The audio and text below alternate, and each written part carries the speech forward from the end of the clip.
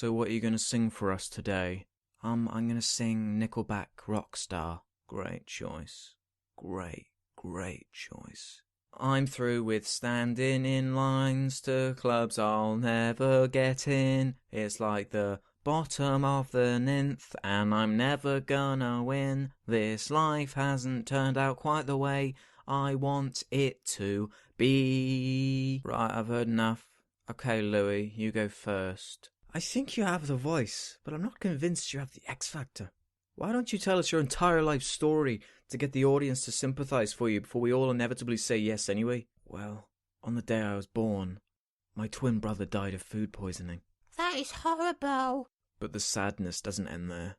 A few days after that, my entire family got murdered by the ŭrqoq in the battle for Helm's Deep.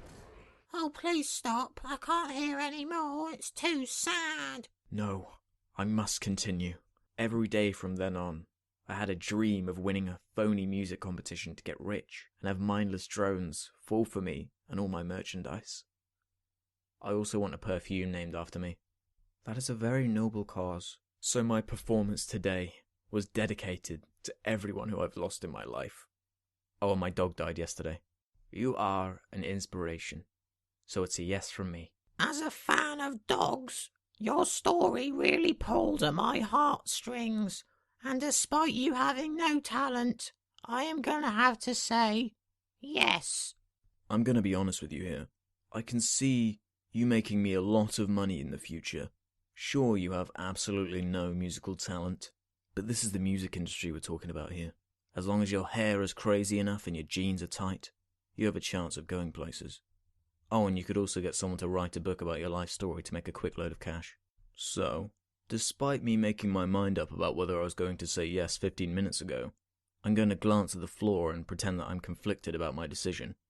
Give me a sec. We need to give the guys time in post to build up the overly sappy music.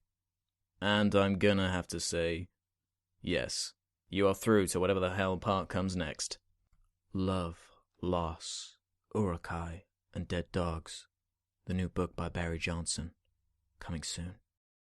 The X Factor is a reality television show that takes people from the general public, puts them in front of judges who have no real talent of their own, who then judge these people as to what singing talent they have.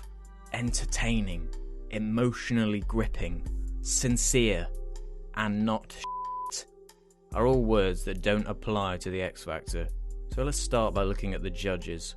Simon Cowell is the creator of the show, who saw a great opportunity to use the general public as a way to make him extremely rich. And aside from knowing how to use people to make himself rich, and looking like he belongs on Sesame Street, he has no real talent of his own. It's thanks to Simon that the classic musical geniuses known as One Direction and JLS exist as extremely popular people who sing songs.